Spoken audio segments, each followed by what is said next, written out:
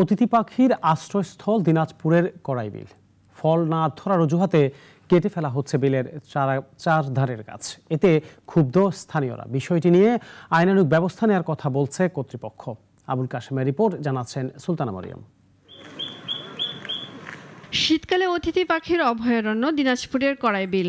এই বিলপাড়ের গাছগুলো এখন পাখিদের আশ্রয়স্থল, কিন্তু গত কিছুদিন ধরে বিলের ফলজ বৃক্ষ সহ সকল গাছ কেটে ফেলছে একটি মহল। মুকুল আসার এই সময়ে গাছ কাটায় শঙ্কায় স্থানীয় প্রকৃতিপ্রেমীরা। অভিযোগ পাওয়ায় এই গাছ কাটার বৈধ কাগজপত্র না থাকায় প্রশাসন আপাতত বন্ধ রেখেছে কাটার কাজ।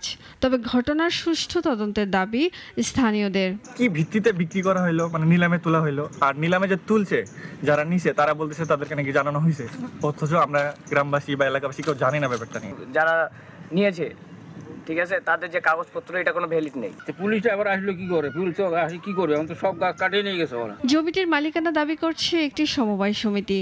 সংগঠনটির দাবি, গাছে ফলন না থাকায় গাছ কেটে ফেলা হচ্ছে। 15 থেকে 20 বছর এটার আমরা কোনো ফলন পাই না, যার ফলে সিদ্ধান্ত নেওয়া হলো কমিটিতে এবং বার্ষিক সাধারণ সভাও এটা আলোচনা করে এই গাছগুলি কেটে বিক্রি করা হবে। অনুমতি না নিয়ে এই গাছ কাটায় আইনানুগ ব্যবস্থা নেওয়ার কথা জানিয়েছেন সংশ্লিষ্টরা। আবেদনও করে নাই বা কোনো রকম অনুমতিও নেয় নাই।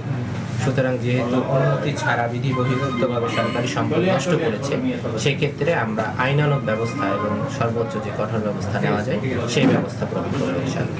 অতিথি পাখির আবাসস্থল নিশ্চিত ও পরিবেশ রক্ষায় প্রশাসনের দ্রুত পদক্ষেপ দেখতে চান স্থানীয়রা। সুলতানা মরিয়ম, নাগরিক।